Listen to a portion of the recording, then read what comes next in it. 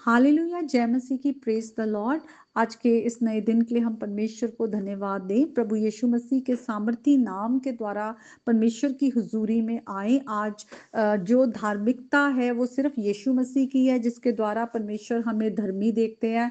आज अगर हमारे गुनाह माफ है तो सिर्फ प्रभु यीशु मसीह ने, क्योंकि क्रूस पर हमारे लिए जान दी है।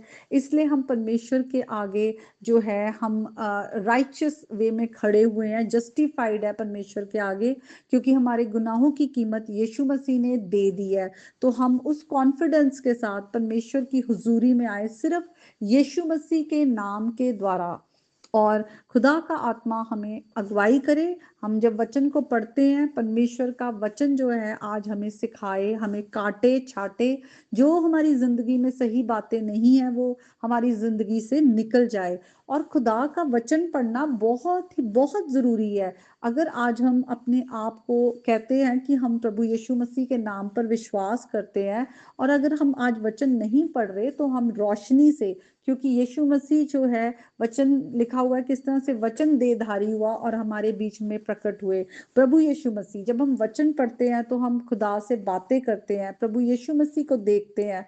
और अगर हम रोशनी से ही दूर जाते जा रहे हैं तो हमारे जीवन में इतना अंधकार आ जाता है कि बहुत बार हम गलत करते हुए भी हमें दिखता नहीं है, और हम अपनी आंखों में धर्मी होते हैं। और कोई हमें अगर करेक्ट करना भी चाहे तो हम अपने आप को जस्टिफाई करते हैं, एक्सक्यूजेस देते हैं, रीजंस देते हैं, और हम वहीं पे गलती कर बैठते हैं। तो बहुत से लोग आजकल ऐसा करते हैं, वचन को तोड़ते हैं, मड़ोड़ते हैं। अपने आप को, जो उन्हें वचन थोड़ा बहुत यहाँ वहाँ पड़ा हुआ याद होता है, उससे वो अपने आप को सही दिखाने की कोशिश करते हैं।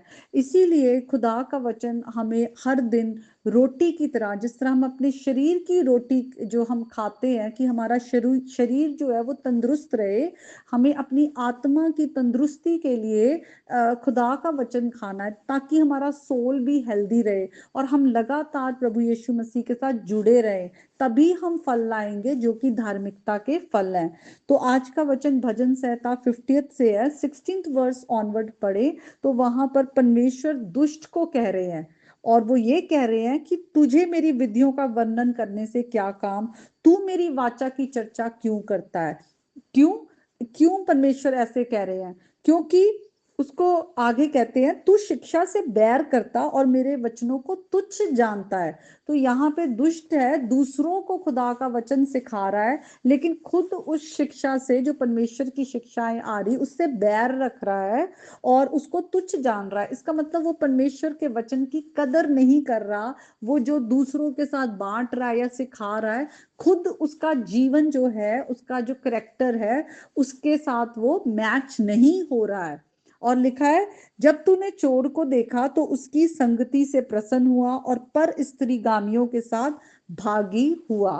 तो गलत संगति के साथ, खुदा का वचन कहता है हमें धार्मिकता के रास्ते पर चलना है, पर वो जो दुष्ट है वो अधार्मिकता के रास्ते पे चल रहा है, गलत रास्ते पे चल रहा है, और वो गलत लोगों की संगति कर रहा है, और अपने मुंह से वो बुराई कर रहा है, जीभ से छल की बातें गढ़ रहा है। तो ना सिर्फ उसकी संगति बुरी है, बल्कि उस संगति, बुरी संगति का हमारे चरित्र पर भी असर पड़ता है। तो जब हम बुरी संगति करते हैं, वो उन चीजों को हम अपने जीवन में अडॉप्ट कर देना शुरू करते हैं।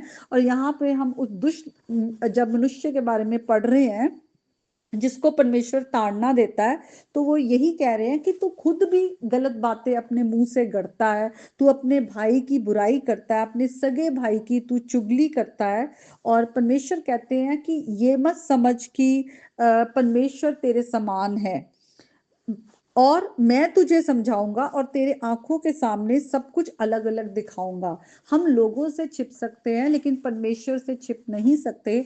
परमेश्वर हमारे हृदय की हर एक बातों को, हर एक इंटेंशन, हमारे थॉट्स, हर चीज को जानता है। हम परमेश्वर के आगे बिल्कुल खुले हुए हैं। इसीलिए हमें अपने आप को जांचना जरूरी है वचन के साथ। जब हम वचन पढ़ते हैं, हम परमेश्वर के वचन के थ्रू कहते हैं कि वचन हमें जांचे, और जहां पर हमें गलत है कन्विक्ट करे, ताकि हम अपने गुनाहों को माने, अंगीकार करें, उस गुनाह के रास्ते से हटे और परमेश्वर के साथ चले।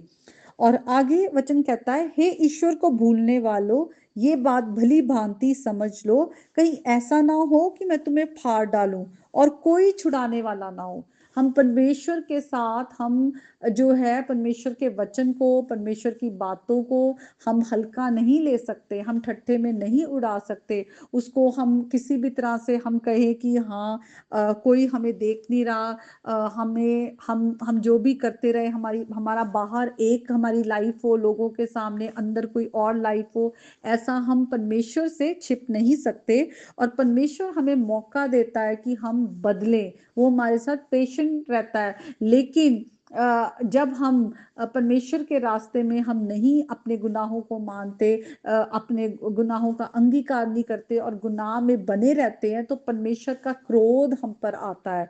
और वचन साफ साफ कहता है, जिसने प्रभु यीशु मसीह को, जो कि हमारे उद्धार करने के लिए आए, उनको अगर रिजेक्ट कर दिया तो उसने पिता को भी रिजेक्ट कर दिया, और पिता फिर उसको भी रिजेक्ट कर देते हैं। इसीलिए हमें यीशु मसीह के द्वारा ही हमारे गुनाहों की माफी और परमेश्वर के साथ हमारा मेल मिलाप है। तो आगे लिखा हुआ है, ये मेल मिलाप कैसे होता है? जब हम यीशु मसीह के नाम पर विश्वास करते हैं कि वो हमारे गुनाहों के लिए मारे गए, हम अपने गुनाह के जीवन से मुड़कर धार्मिकता के रास्ते पर चलते हैं और विश्वास के द्वारा हम परमेश्वर के आगे धर्मी ठहरते हैं। तो आगे लिखा है, धन्यवाद के बलिदान का चढ़ाने वाला मेरी महिमा करता है। हमें वचन कहता है, हमें परमेश्वर का हर वक्त धन्यवाद करना है उसकी भलाइयों के लिए। उसने हम पर दया दिखाई है, अनुग्रह दिखाया है, और परमेश्वर ने की जो हमारे प्रति भलाइयां है, उसका प्रेम हमसे कभी टलता नहीं है। ये हम नाश नहीं हुए हैं, ये परमेश्वर की बड़ी उसका ग्रेस है। और जैसे हम पुराने नियम में भी देखते थे, लोग गुनाह करते थे तो उसी वक्त उन वो मृत्यु उनको आ जाया करती थी, कुछ ना कुछ उन पे संकट आ जाया करता था। लेकिन आज हम देखते हैं किस तरह से प्रभु यीशु मसीह के बहाए गए लहू के द्वारा हमें माफी मिली है, हम पर ग्रेस आया है, अनुग्रह आया है। और इसीलिए हमें परमेश्वर को जो है हर वक्त धन्यवाद का बलिदान चढ़ाना चाहिए। और अपने चरित्र को लिखा है, जो उत्तम रखता है उसको मैं परमेश्वर का किया हुआ उद्धार दिखाऊंगा। तो परमेश्वर जो है उसने प्रभु यीशु मसीह में हमें उद्धार का रास्ता दिखाया है। आज हम यीशु मसीह को अपने जीवन में रिसीव करें। जब हम प्रभु के वचनों को रिसीव करते हैं, जब हम विश्वास करते हैं, लिखा हुआ है विश्वास सुनने से आता है और सुनना परमेश्वर का वचन।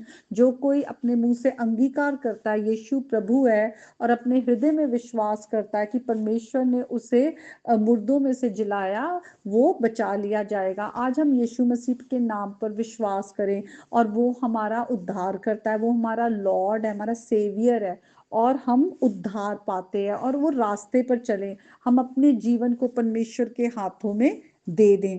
तो हम जब इस वचन को पढ़ते हैं तो आज हम अपने जीवन को जांचें, सचमुच जांचें, कहीं हम अपनी आंखों में तो नहीं धर्मी। क्योंकि बहुत बार हम अपनी आंखों में धर्मी होते हैं, पाप के जीवन में रहते हुए भी हम सोचते हैं हम मसीही हैं, हम मसीही हैं।